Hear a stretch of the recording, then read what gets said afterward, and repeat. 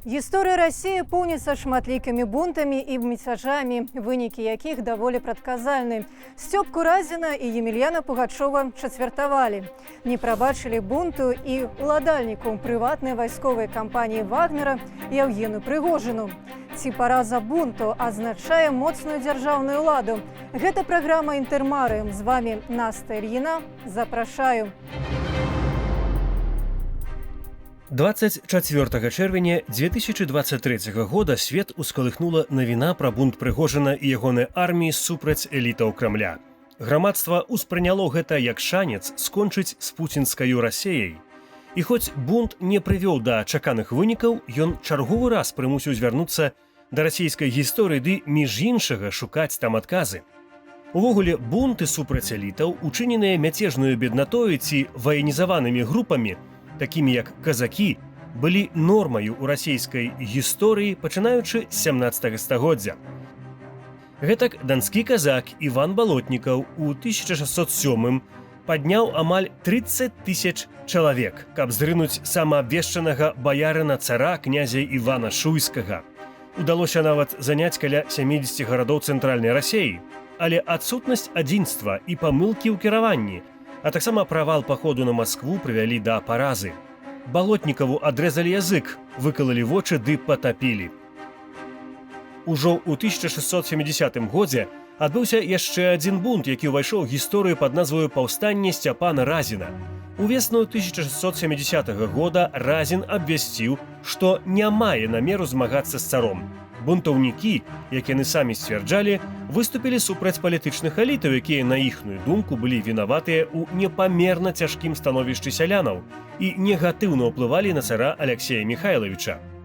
Паўсталае казацтва і сялянства, якіх на піку было каля 20 000, Разін абвяшчаў вольнымі людзьмі. У Астрахані за заклікі спыніцца быў забіты праваслаўны мітрапаліт Іосіф. Кінуўшы значныя сілы на здушэнне бунту, улады шчодра з ім паквіталіся. Тысячы ўдзельнікаў былі жорстка закатаваныя і забітыя. Разіна расчлянілі, а рэшткі трупа выставілі на ўсеагульны агляд.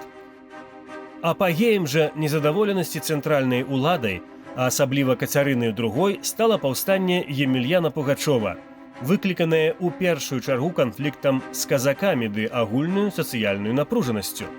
Абвясціўшы сябе ў 1773 годзе цудам, уратаваным імператарам Пятром III, Пугачоў выдаў маніфест, які вызваляў сялянаў ды казакоў ад прыгоннай залежнасці, а гарадское насельніцтва ад падаткаў. Абвясціў, што дорыць свабоду жыхарам імперыі на чале з казакамі.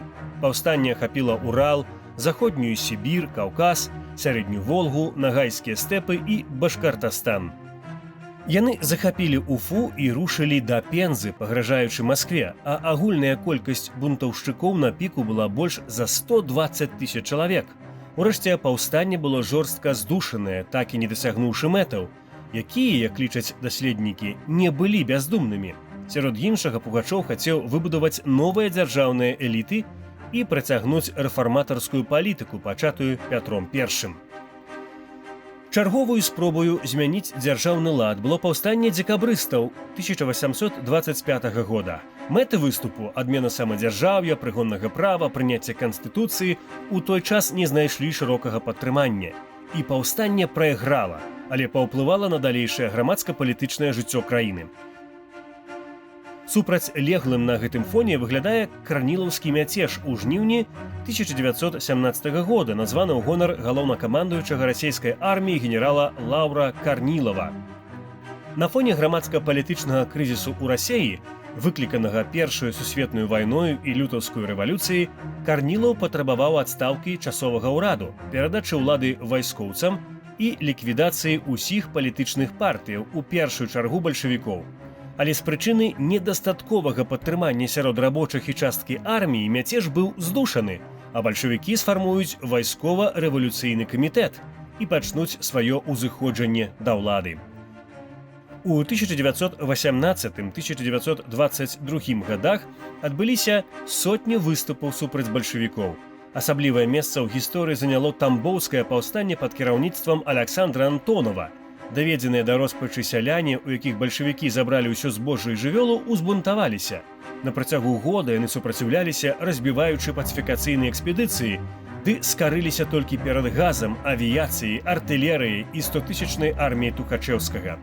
У адплату Ленін загадаў знішчыць 250 000 жыхароў мяцежных вёсак, а больш за 500 000 сялянаў памерлі ад голаду ў канцлагерах. Гэта быў прадвеснік сталінскага генацыду 1930-х.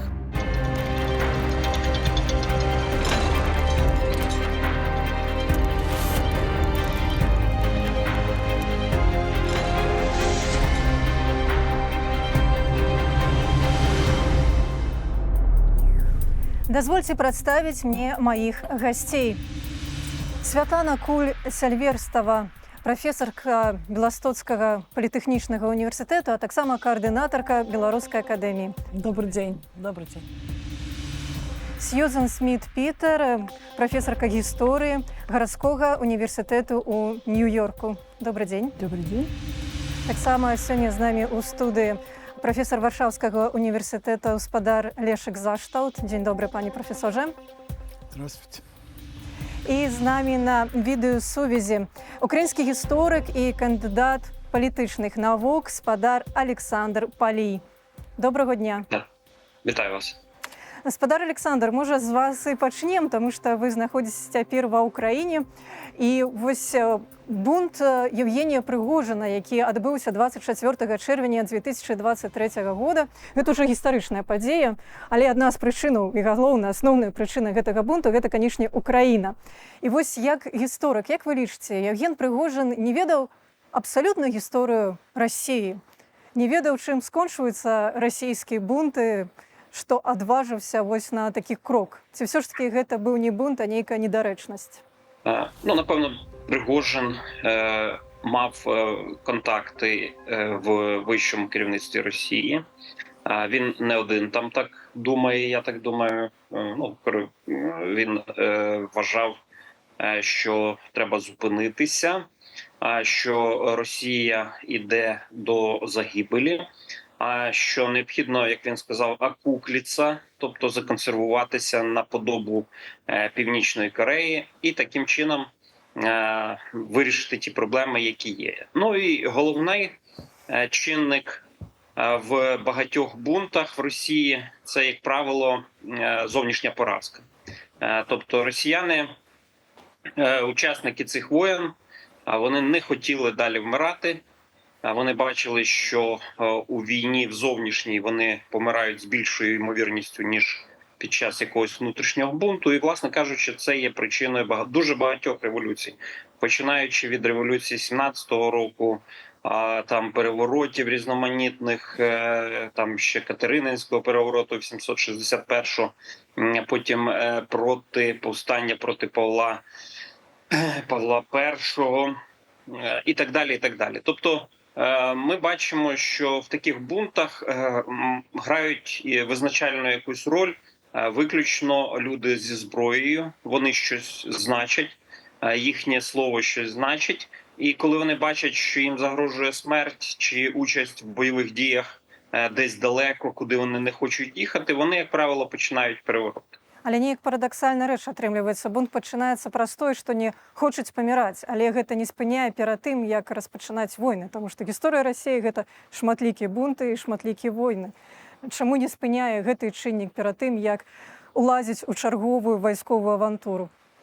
В Росії ніхто не впливає реально на владу. В Росії є влада, є її оточення, тобто якась там верхівка, і є опричнина, так би мовити, і все. Більше ніяких соціальних чинників вагомих в країні не існує. Тому зупинити царя і його оточення практично ніхто не міг. Дякую. Спадарня Святлана, да вас такое пытанне ў працяг. Вось, калі ўзнікае прыватная вайсковая кампанія, то рана ці позна зразумела, вось, пра што кажа спадар Александр, што калі ёсць людзі са зброяй, вось гэта адзін з чыннікаў таго, што адбудзецца бунт. адна з прычынаў, што як бы ён непазбежны, пытанне толькі часу, таму што гэта зброя можа быць павернута ў іншы бок. Калі Александр Лукашенко запрасіў вагнераўцаў у Беларусь, ці можам мы правесці таксама такую ж самую аналогію, наколькі вось калі зброя вісіць на сцяне, что яна выстрелит. Справа ў ментальнасці і ў цвёрдасці законаў і в агульнай сітуацыі в краіне. Таму... Калі няма законаў, гэта анархія. Абсолютно. Тогда анархия, и тогда человек со сброей становится потенциально человеком, который устанавливает свои законы. Вот так скажем. Я только на крыху в другой бок хотела повернуть это все, так как я, скажем, думала, да, вот про то, что робится в России, як это отбывается. Справа в том, что все повстания, все бунты, вот, и которые названные были так, и починаючи там от первых часов створения Московской державы, в каждом бунте не вставало питание об змене режима, змене формы правлення, змены піраміды, которая існуе. То есть монарх так ці інакш быў фігурай недатыкальнай. Калі говорить про, скажем, Пугачева, который обвестил себя Петром III, так, все равно институт монархии заставался. То есть не подваживалось само питание, ці мае право існаваць вот той, который наверсе, на самым. Не заменяется, скажем, існуючая система, вот эта пирамида, на нейкую другую систему, демократичную, самокіравання и так далее. Она застаецца. Справа заўсёды шла только об тым, каб каля гэтай верхушки зменить той, что побач. Вот этих сановников зменить, значит, Герасимова, так, или там Потемкина, так, тут вот, коли так говорит, там Румянцева поменять. То есть справа было зменить тех, кто стоит каля цара. Вот это было. Коли поглядеть Пригожинский бунт, мятеж, та самая ситуация. То есть не вставало питание заменить Путина или сменить систему улады в России, а вставало питание отсунуть от улады тех, кто перешкоджает доброму цару Путину править так, як хоче народ. Гаспадар прафесор, да вас пытанне цар добры. Гэта таму што сутыкнулася раз з Расіяй вось з гэтым бунтам, зноў ж такі і паўтарае сваю крывавую гісторыю стагоддзямі, таму што сама вінавата. У 21 стагоддзі Расія мае цара. Па-іншаму гэта не назовем, таму мы маем вось такія бунты. І таму, нягледзячы на 21 стагоддзе, мы кажам пра вось такія палітычныя сістэмы, якія больш адпавядаюць феадальнаму ладу, больш адпавядаюць сярэднявечнаму часу, чым вось часу сённяшняга дня. Таму вось мы і праводзім такую аналогію. Але як вам падаецца, што агульнага можа быць сярод усіх гэтых бунтаў у расійскай гісторыі? Таму я паўтаруся, гісторыя Расіі гэта гісторыя войнаў і бунтаў.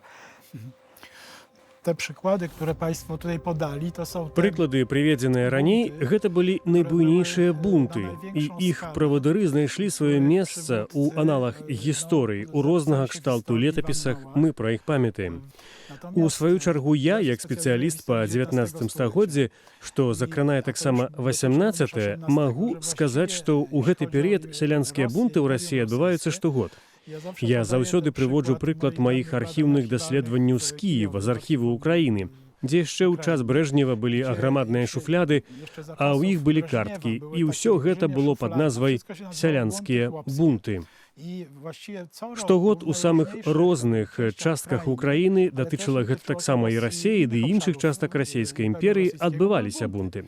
Толькі пра гэта ўвогуле не згадвалі. Жандармерыя, але перадусім войска, іх крывава душыла. Такім чынам, гісторыя Расіі цягам усяго 19 стагоддзя, канца 18-го, 19-го і ажно да пачатку Першай сусветнай вайны, у сапраўднасці гэта гісторыя бунтаў. Маім калегам гэтае меркаванне можа не спадабацца, але тое, што адразу кідаецца ў вочы з польскага гледзяшча, дык усё ж гэтая прага свабоды. Гэта міфалогія, але ў палякаў гэтая прага сядзіць глыбока ў сэрцы. Гэтая прага свабоды сярод расійскага народу ў этнічным ці неэтнічным сэнсе татараў ва ўкраіне паводле мяне заўсёды была вялікай. Спосаб здушэння гэтых бунтаў і лёс яго кіраўнікоў па вялікім рахунку мелі на мэце напалохаць. З аднаго боку, прага свабоды, палягчэнне рознага кшталту бюракратычных абмежаванняў, паляпшэнне долі падаткаў, не згадваліся сольны бунт, медны і гэтак далей. А з другога боку страх. У сапраўднасці страх суправаджаў здушэнне ўсіх бунтаў, можа, дзекабрыстам. Але вось гэта кара смерці, она таксама заўсёды публічная. Гэта такі тэатр гвалту, потому што чацвяртуюць, прычым гэта не чацвяртуюць там імгненна. Гэта могуць чацвяртаваць на працягу некалькіх гадзінаў, каб вось застрашыць грамадства. Там ці тых жа самых узгадалі дзекабрыстаў. Таксама гэта публічная кара перад усім грамадствам. Нават той, што адбылося, калі адбылося з Евгеніем Прыгожаным, гэта новы час, гэта гібридная вайна, і гэта публічная такая экзекуцыя, безумоўна, без судовага следства. Так можа, вось праблема-то ў Расіі і ў тым, і ўсім гэтым грамадстве, што стагоддзя ў стагоддзя ўсё ж такі было гэтага намаганне гэтай свабоды атрымаць праз гэтыя бунты, так, але імперыя, улада дзяржаўная, царат заўсёды знішчваў год у год, месяц у месяц. Znaczy, ja się zgadzam i jeszcze bym jedną rzecz dołożył, co jeszcze... Я згаджуся і дадам яшчэ адзін элемент, які ўскладніць карціну. Вядома, настолькі вусцішнае здушэнне бунтаў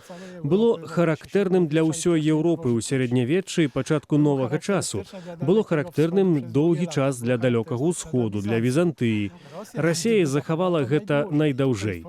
Вядома, у польскай гістарыяграфіі ёсць моцная антымаскоўская плынь, антыкрамлёўская ці нават антырасійская, паводле якой такія дзеянні глыбока спрэчныя з еўрапейскімі нормамі паводзінаў. У пэўны момант у 18 стагоддзі Еўропа ад іх адмаўляецца. Больш няма паказальных экзекуцый, счвартавання, зацяканнем рук, канцавінаў, галавы.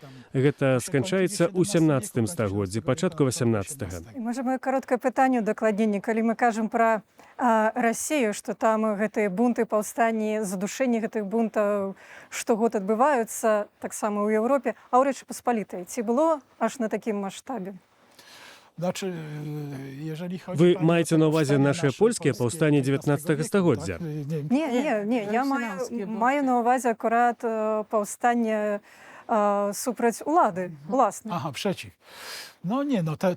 Не, ну вядома ж былі, але... To jest też...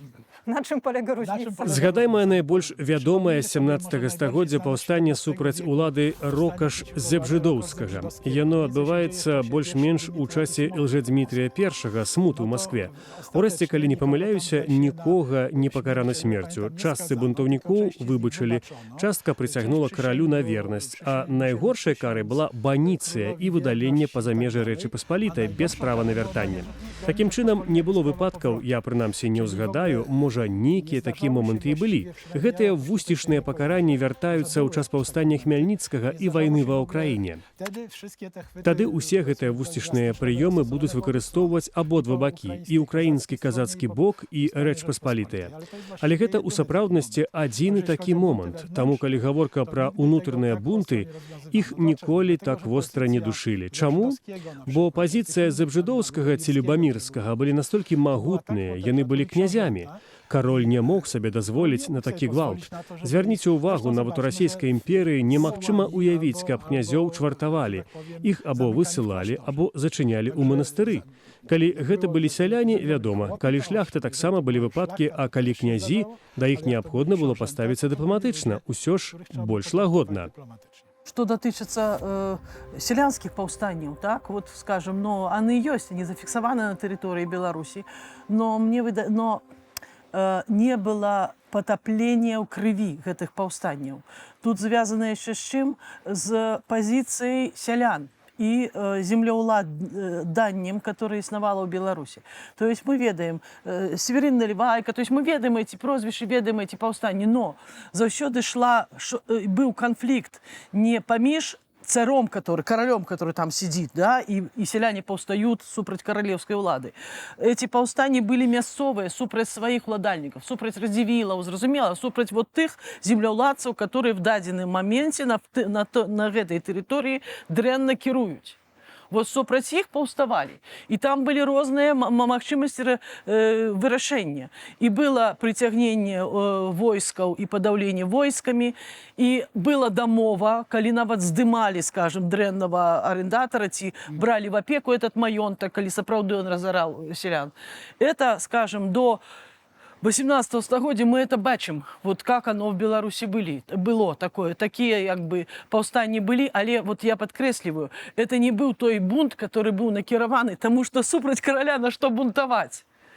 При другі уклад дзяржавы. То есть король, он не вырашае в дадзеным месцы, в дадзеным маёнтку, в этом старостве, не он вырашае. Вырашае той староста конкретный, который притесняет селян. Вот супраць него паўставалі. Поэтому есть адрозненне от того, что было в России, которые шли на Москву менять, скажем, всю пирамиду, и с паўстаниями, которые были на нашей территории. Дякую. Сьюзан, у меня к вам вопрос тоже созрел. А вот смотрите, Пригожин, конечно, не был ни шляхтой, ни аристократией, но, тем не менее, в Википедии не подписан как военный преступник, он подписан как российский олигарх. Вот такая ему честь. Но при этом его бунт, мне кажется, мог повлиять на легитимность всего режима, который есть в России. Если бы получилось бы, как вы считаете, вот эта вот легитимность бы потерялась и в глазах бы российского общества, и, может быть, в глазах и западного мира? I think that's really an important question. Гэта сапраўды важнае пытанне. І я лічу, што бунт Прыгожина не паўплываў на легітымнасць рэжыма Пуціна. Калі паглядзець на колькасць прыхільнікаў пуцінскага рэжыму ў Расіі месяц таму, мы бачым, што 80% расейцаў пагаджаліся з палітыкай і дзеяннямі Пуціна. І я думаю, што гэта і ёсць адна з прычын, чаму бунт Прыгожина праваліўся. Ён не адлюстроўваў настрояў і поглядаў бальшыні. І гэтую паралель можна перанесці на іншыя паўстанні ў гісторыі Расіі, акрамя лютаўскай рэвалюцыі. Паўстанцы не былі ў стане падважыць легітымнасць улады, і таму ў іх не было шансаў змяніць яе. Увогуле вельмі складана падважыць падтрымку ўлады. Таму мы маем так мала паспяховых прыкладаў рэвалюцый у свеце. Мне падаецца, больш важна глядзець не толькі на самі бунты і іх удзельнікаў ці войны, а на тое, як рэжым спрабуе аднавіцца пасля паразаў і няўдач. Я маю на ўвазе не Пуціна ў дадзены момант, а расійскую імперыю. Перыяды рэформаў там здараліся найчасцей якраз пасля прайграных войнаў, напрыклад, пасля расійска-японскай вайны ў 1905 годзе, або вялікія рэформы падчас валадарання імператара Александра II, якія адбыліся пасля паразы ў Крымскай вайне. Такім чынам, пасля вайсковых няўдач улада сутыкаецца з крызісам легітымнасці і ў адказ пачынае праводзіць рэформы. Я лічу, што адзіным выклікам для легітымнасці рэжыму Пуціна можа быць параза ў вайне з Украінай. Тады з'явіцца надзея на тое, што будуць абмяркоўвацца магчымасці і кшталт рэформаў. Я с вами соглашусь, то, что поражение в войне, скорее всего, может привести к тому, что режим Путина потеряет эту легитимность, и что будут реформы. Но я хочу напомнить, что после распада Советского Союза как раз реформы в России делались за американские, скажем, и финансовые, и интеллектуальные вложения. И вот вопрос у меня к вам такой короткий. Если в самом деле будет эпоха, эра России после Путина, имеет ли Америка, имеют ли Соединенные Штаты Америки какой-нибудь план, что дальше, имея опыт и 90-х, то, что это не сработало? Я лічу, што трагедыя 90-х гадоў у тым, што Амерыка цалкам забылася пра ўрокі Версаля. І замест распрацоўкі нейкага новага плану Маршала, які мог бы змяніць сітуацыю ва ўсім рэгіёне, Расіі была зробленая даволі жорсткая прапанова. Зразумела, што Ельцына ніхто не прымушаў з пісталетам каля скроні праводзіць рынкавыя рэформы. Але ЗША маглі абыграць сітуацыю па-іншаму. У той час, у 90-х гадах, быў вельмі папулярны рынкавы фундаменталізм, прыхільнікі якога лічылі, што вольны рынак вырашыць усе праблемы, што ён падстава ўсяго. Але цяпер мы бачым, што гэта зусім не так, бо ёсць важнейшыя рэчы. Напрыклад, тое, што мусіла адбыцца ў 90-е гады ў Расіі, але не адбылося, гэта канфрантацыя з мінулым, накшталт Германіі. Па прынцыпе, мы прызнаем, што Савецкі Саюз рабіў дрэнныя і няправільныя рэчы, але мы пра іх размаўляем, прызнаем памылкі. І думаць, што вольны рынак важней за гэтае – памылка. Як гісторык, я, канешне, перакананы, што гісторыя гэта вельмі важна, аднак 90-е гады даводзяць нам, што гэта сапраўды так. Калі б Расія прызнала памылкі савецкага перыяду, мы б сёння былі ў зусім іншай міжнароднай сітуацыі. Замест гэтага расійскія ўлады па-ранейшаму перакананыя, што СССР усё рабіў правільна і не гатовыя паглядзець аб'ектыўна на сваю гісторыю.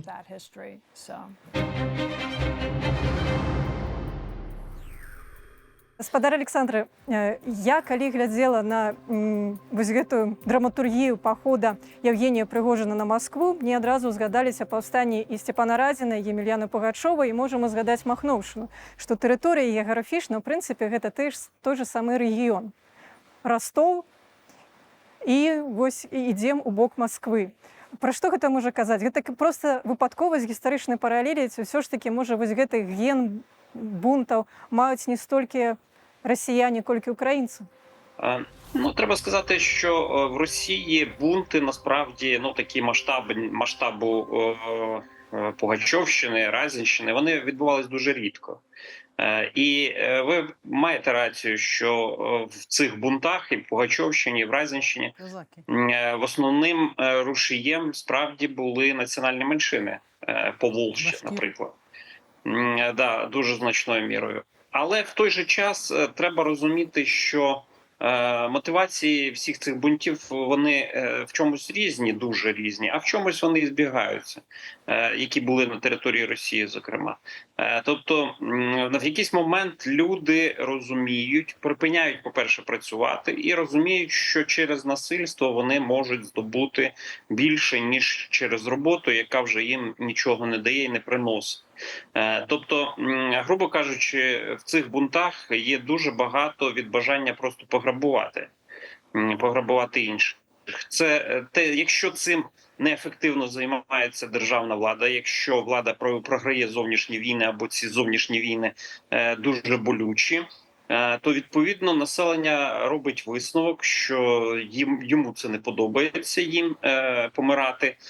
Вони мають значно більші шанси в внутрішньому якомусь насильстві, в перетворенні, так би мовити, війни імперіалістичної на громадянську.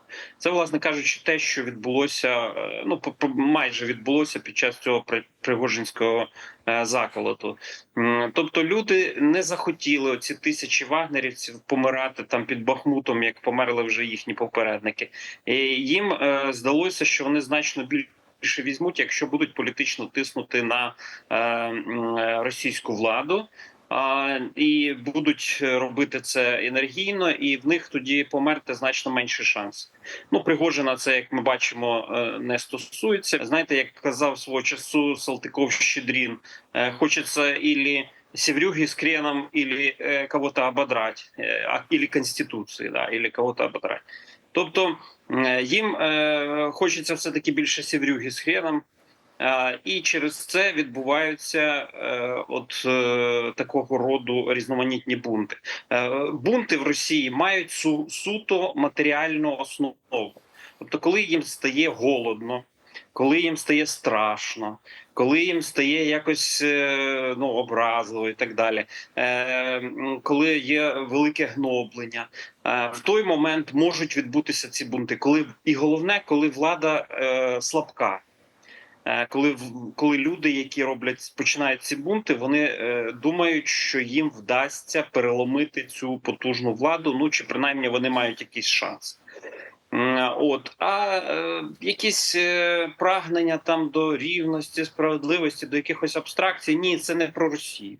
Такими речами, гуманізмом і так далі, нікого там не мотивуєш. Видите, я пробачте, додам, що ось такими речами і таким гуманізмом можна мотивувати, мені подається, булих, нащадків булої Речі Посполітої. Все ж таки ми гэта згадували, що у нас була така культура. Ось, господар професор, я ще хочу долучитися до розмови. Znaczy, ja się z panem zgadzam Я з вами згаджаюся, але пам'ятаємо, што свабода – гэта вельмі шырокае паняцце.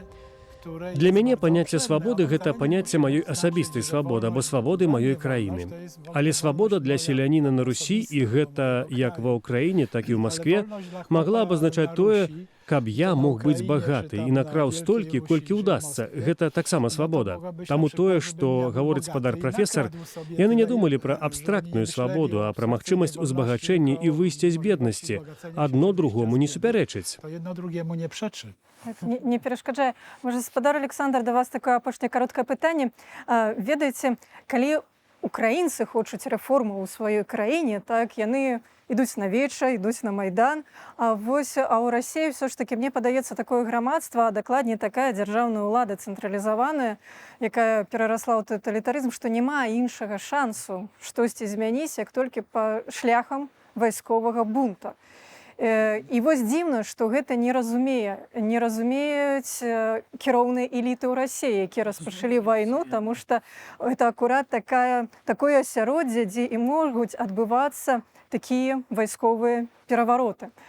Як вы лічыце, ці тое, што адбылося 24 чэрвеня, ці тое, што мы бачылі 2 месяцы пасля, ці гэта апошняя такая гісторыя, ці гэта пачатак нечага большага? Ну, треба сказати, що в Росії насправді суспільство надзвичайно ослаблене. Тобто російське суспільство фрагментоване, воно атомізоване. І розумієте, щоб зробити якийсь бунт великий чи якусь революцію, необхідна солідарність внизу людей між собою, щоб вони один одному вірили.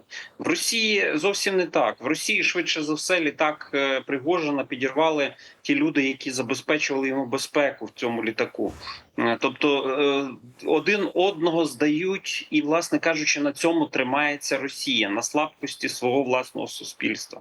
Тому Путін знає, що йому боятися власного суспільства абсолютно немає ніяких підстав. Воно слабке, воно розділене, воно не має ніякого військового досвіду, ніякого доступу до зброї. Тому він на просте суспільство він плює. На що він не може плювати, це на оточення власне і на якісь силові структури всередині самої Росії. Для нього один Суровікін там значно небезпечніший був, ніж все російське суспільство разом узяте. Тобто це країна, яка сидить виключно, і влада, яка тримається виключно на штиках йому, а не на громадській думці. Тобто громадську думку вони роблять телевізором. Для них це речі неважливі. Виборів як таких в Росії не буває. Тому, ще раз підкреслюю, для них оці всі перевороти, які відбувалися колись в Росії, вони майже всі тотально були верхівковими. Тобто, верхушечними російською мовою.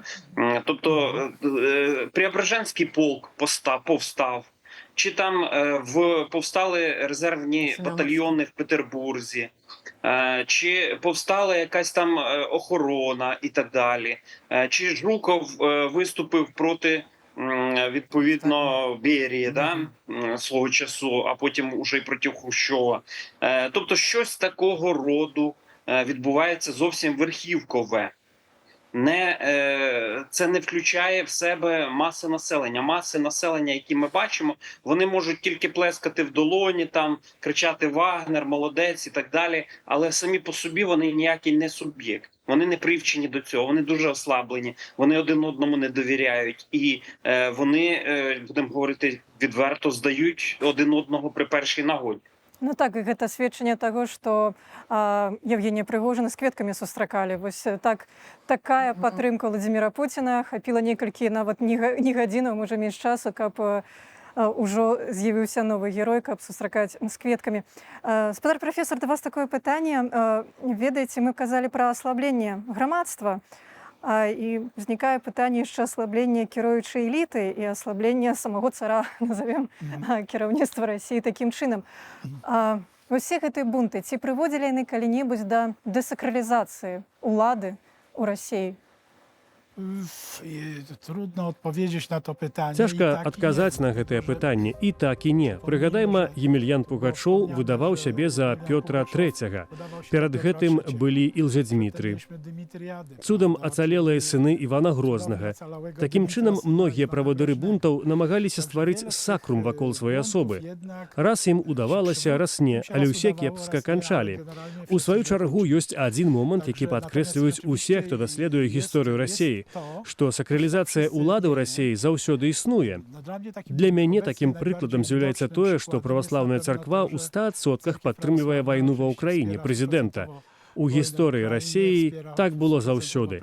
Царква падпарадкоўвалася цару, але цяпер гэта вярнулася з падвойнай сілай.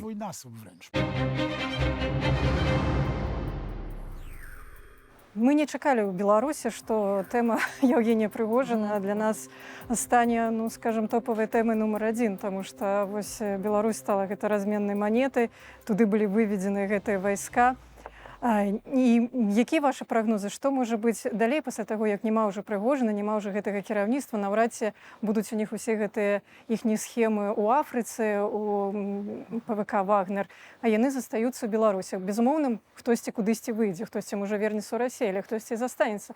Не будзе азначаць гэта для Беларусі, для беларускага рэжыму, што пачнуць узнікаць такія вось, ну, мафіёзныя структуры, наколькі небяспечна нам, беларусам, так, маючы такі ў сабе кантынгент. Сёння яны ў намётах, заўтра яны ўжо будуць у іншым месцы ў Беларусі. Ну, па-першае, я што хочу сказаць, вот я як бы думала аб расійскіх бунтах, пачынаючы з часу падзелаў, так, калі тэрыторыя беларуская пайшла ў расійскую імперію, весь час нейкія адгалоскі тых расійскіх бунтаў, так, на нашай тэрыторыі маргінальна нават усплываюць, потому что паўстанне декабрыстаў, это далей паўстанне у Василькове полка пионерского, так, саперного батальона, вось, там Гельстром, Рукевич, да, то есть подняли вслед за декабристами бунт, як бы адгалосак быў. Паўстанне мятеж Корнилова, так? Які вельмі падобны, да рэчы. Да, вось, Корнилова сослали куды? После того, как забили там Духонина, как... Боюсь помылиться, или Могилёвщину? Их сослали в Могилёв, а после в Быхов. То есть тут аналогия вельми подобная, так? Как вагнеровцев сослали в Осиповича, то тут Быхов и Могилёв. То есть так само, как бы, близкое наближение. Ось. І знов тут вагнеровців як би сослали.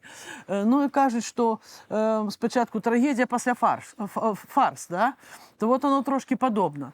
Я ведаю, ну, на мой погляд, найбільш подобний акурат значить, Корниловский мятеж на вот этой все, на всю ситуацию. А чому? Якби. Як ви лічите? Ну, тому що, по-перше, військовці, апозіцыйныя да ўлады, вось, там таксама невялікія часткі, але апозіцыйныя і хорошо навучаныя, што называецца. Не прынцыповы канфлікт паміж Керенскім і Корниловым, он в апошні момент это высветлілось. Не стало пытання снять вогуле Керенского, а стало пытання, что стварэнне або дырэкторыі Савенкова, Керенского и Корнилова, так, и разом они правят. То есть не было прынцыповых канфлікта прынцыпова паміж кіруючай, паміж часовым урадам і ваеннымі на чале з Корниловым. Он быў тады галоўнакамандуючым расійскіх войск. Справа была толькі ў тым, каб, так я говорил, Пригожин, перетворить краину в войсковый лагерь. Он же это просил, он же это хотел, чтобы все было накировано на войну. То есть Корнилов того самого просил. Чим была розница? Ну, розницы много, насамрэч. Але все ж таки Корнилов выступал за змену ситуации, за патриотизм, за змену ситуации в кіраванні фронтом. Як бы это все было, но не было такой жорсткой расправы з самым Корниловым і той, хто вакол яго. То есть Корнилов жив остаўся, яго сослали, он пасля там збег на Украіну, між іншым, і там пачаў на поўдзені пачаў як бы вайну уже в складзе белай гвардіі. Вось. Але калі гаварыць пра будучыню, што будзе, вот так як вы пытаетесь, таксама я пра гэта думала. Як бы ёсць тут ужо некаторыя меркаванні ці захады, так, то частка ад'едзе в Россию, частка в Африку, но не трэба забываць, што ў Лукашэнкі вельмі хутка прэзідэнцкія выбары. Ему патрэбны янычары. Ему патрэбны хтосьці, на кого ён можа пакласціся. А своих не хапае? Ну, Сотни пэўна, не тысяч. хапае ўжо. Пэўна, уже не хапае. Сьюзан, у меня к вам такой короткий вопрос. Вот мы вспоминали и 90-е годы, что Соединенные Штаты Америки помогали России в период трансформации. После того всего, что Россия сделала в Украине, и если там поменяется режим, возможно, Америка что-нибудь может предложить России? Не из своего опыта Соединенные Штаты Америки тоже прожили гражданскую войну, да, и потом создали сильное государство, Штаты. Мы знаем, что Россия она многонациональная. Рано или поздно эта империя распадется. Что может США посоветовать России? Другой вопрос, конечно, послушает или нет. Скорее всего, нет, но все же. Well, there's sort of a problem. Тут ёсць пэўная загваздка. Калі расейцы не захочуць лібералізавацца, то ніхто звонку не лібералізуе Расею, незалежна ад таго, што робіць ці чаго не робіць Амерыка. Няма чаго спадзявацца на нейкі амерыканскі план, які ўсіх выратуе. Але давайте уявім, што Расія прайграла вайну і правяла нейкі мінімум рэформаў. Я лічу, што ў гэтай сітуацыі Амерыка мусіць разумець, што гістарычнае пытанне па-ранейшаму застаецца актуальным. Трэба будзе абавязкова назваць рэчы сваімі імёнамі і адносна вайны ва ўкраіне, і адносна ўсяго таго, што адбылося ў савецкі перыяд. Расейцы мусяць паглядзець у вочы ўсім гэтым праблематычным момантам. На больш фундаментальным узроўні павінна быць таксама разуменне ўсіх доўгатэрміновых працэсаў, пра якія мы сёння размаўлялі. І я не маю на ўвазе, што трэба ўсё абагульняць, а якраз наадварот, трэба ўзгадаць розныя традыцыі і тэндэнцыі ў расійскім мінулым, не толькі кепскія. Напрыклад, Александр Герцен змагаўся за нашу і вашу вольнасць, маючы на ўвазе палякаў. У расійскай гісторыі ёсць і традыцыя крытыкі імперыі, напрыклад, у тэкстах таго ж Мікалая Ляскова. Не заўсёды гэтыя тэндэнцыі яскрава бачныя для вонкавага назіральніка, але яны ёсць, і на іх можна абапірацца і развіваць іх. Германія дае нам вельмі карысны прыклад. Пасля разгрому нацысцкай Германіі не было сітуацыі, каб немцаў прымусілі адмовіцца ад усяго нямецкага.